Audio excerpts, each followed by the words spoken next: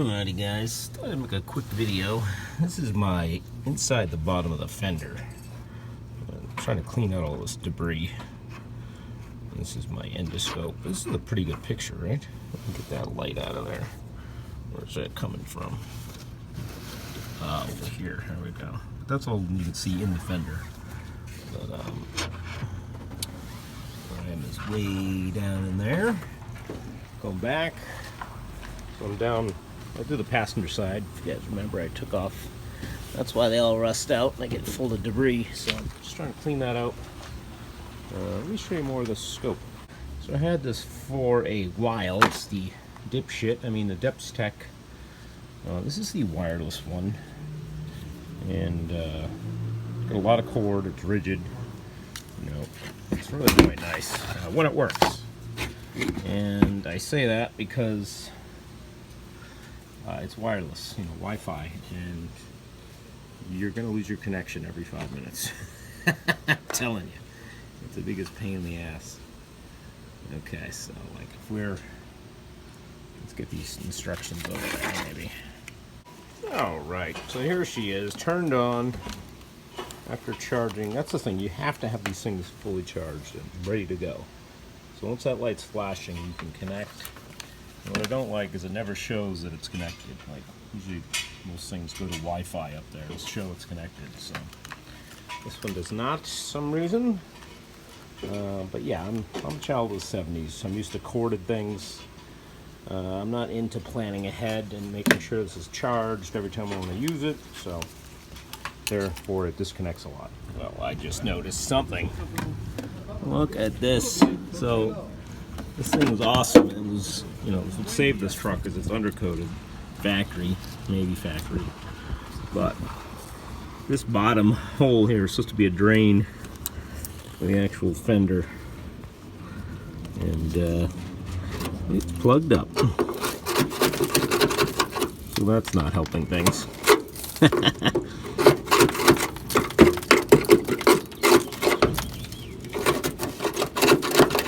But this stuff's great. This undercoating is like, I've talked about this, it's like asphalt. That's how they did it back in the day. There's a lot of people knocking undercoating. Maybe the new shit sucks. It gets pitted easy and then it rusts from behind.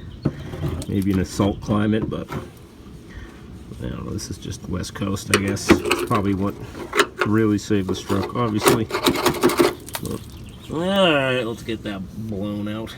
If I can do this.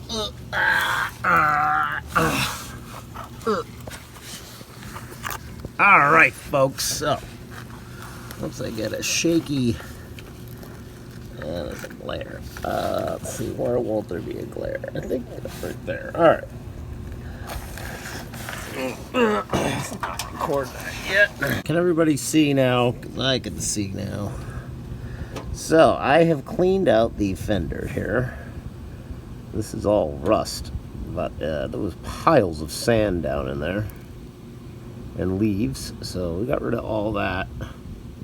And look at, see, it just disconnected and the camera has froze. So this is why we don't buy wireless. Anyway, it was a cheap device. I don't think it was, I can't remember. They have a more expensive model. South Main Auto, he just bought one and reviewed it, so follow his channel. He's great. But he reminded me, I'm like, oh, I have that same one, but it's a wireless one. It uses Wi-Fi, Bluetooth, and it's just always going to disconnect. The standalone unit comes with its own monitor. The pictures are great. They are. This is an older one, maybe a year or two, and it's still crystal clear. Got attachments, magnet, mirror, pickup tool. But do yourself a favor. Spend the extra money, get the standalone. I think it's like under 100. Alright. Just doing a little jack maintenance here. Got the Harbor Freight specials. This one here was dropping. It wasn't holding weight. And literally all I did was clean the piston, the brake clean, and the back one. That seemed to stop it from doing it. So I don't know if some dirt was in there. But these have no Loctite on them. Oh, look at that one. You can see its threads are all effed up. dragging it around. Interesting. So yeah, we're gonna put some Loctite on these because I get dragged around on rough concrete. So all these bolts are loose. And what was the other thing? You can check the oil on these, and you do have grease fittings. There's a grease fitting right there. So, just a good idea to do this stuff. So yeah, before you throw it away because it's not working, yeah, you just give it a cleaning and lubrication, right? This one, these two are for these two pistons. I think this might be the fill for the main piston. But if you let this down, fluid will come up. That's how you can bleed some air out of it. At least that's what I did. But yeah, like I said, I just cleaned up this main piston. And now she's holding, I had measured it, put it under my car for half hour so it didn't drop. But now I'm just going to loosen or tighten up these, more Loctite, etc. But it's a good little jack, 1.5 ton something or other, Pittsburgh. Very lightweight, which is great. Throw it in the car. And I get the big boy over here. As you can see, the rubbers fall off too. And tried to glue it back on, and that did not work.